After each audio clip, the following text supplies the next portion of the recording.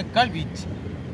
வலது கணுக்காலில் இடது பிளாவில் குத்துன உடனே இடது தோலில் வீசி வலது கணுக்கால் இடது கணுக்கால் திரும்ப அறுத்து வலது உடன் இடது உடன் ஒரு குத்து. அதுக்கு எடுத்து பாருங்க. இடது கணத்தில் மேல்த்தார் வலது கணத்தில் மேல்த்தார் இடது கணுக்காலில் கீழ்த்தார் வலது